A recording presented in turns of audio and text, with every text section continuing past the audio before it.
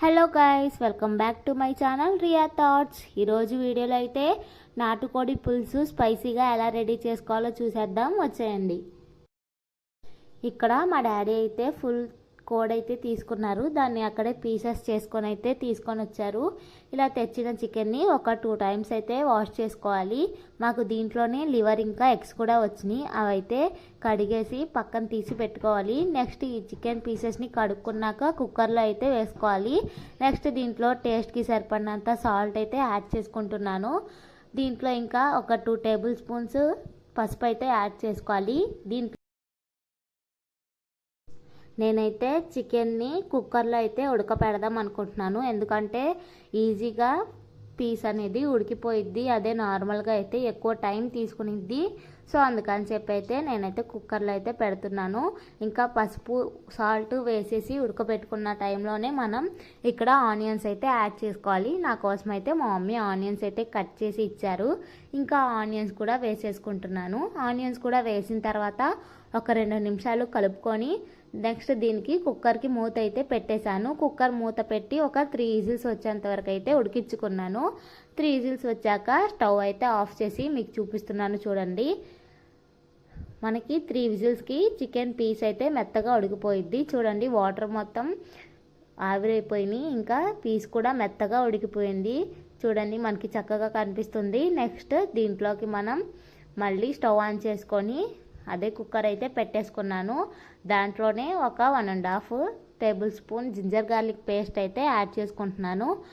Ginger garlic paste వేసుకున్నాక just ఒకసారి అలా కలుపుకొని దీంట్లోకి మన టేస్ట్కి సరిపడినంత కారం అయితే యాడ్ చేసుకోవాలి. ఇక్కడ నేను పెద్ద స్పూన్తో 1.5 టేబుల్ స్పూన్ అయితే వేస్తున్నాను. మీరు కారం కొంచెమే తినే లెక్క అయితే కొంచెం తగ్గించుకొని వేసుకోండి. నెక్స్ట్ వచ్చేసి మనం ఇప్పటి వరకు కర్రీలో అయితే ఆయిల్ ఎక్కడా యూజ్ చేయలేదు.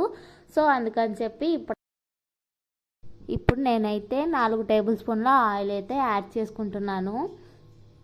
ఆయిల్ కూడా యాడ్ చేసుకున్న తర్వాత జింజర్ గార్లిక్ పేస్ట్ ఇంకా కారం అనేది పచ్చివాసన పోయేంత వరకు లో ఫ్లేమ్లో పెట్టి ఒక 2 మినిట్స్ అయితే కర్రీ మొత్తం కలుపుకుంటా మనం వండుకోవాలి. హై ఫ్లేమ్లో మాత్రం పెట్టకూడదు, ఎందుకంటే అడుగు అంటుకునే ఛాన్స్ ఉంది. మనం ఇప్పటి వరకు కర్రీలో వాటర్ కొంచెం కూడా పోయలేదు కాబట్టి అడుగు అనేది ఊరికే అంటేస్తుంది. సో లో ఫ్లేమ్లో పెట్టి కలుపుకుంటా అయితే వండుకుందాం. ఇలా అయిపోయిన తర్వాత ఒక 2 మినిట్స్కి దీంట్లోకి మనం నెక్స్ట్ ఇంగ్రీడియంట్ అయితే యాడ్ చేద్దాం.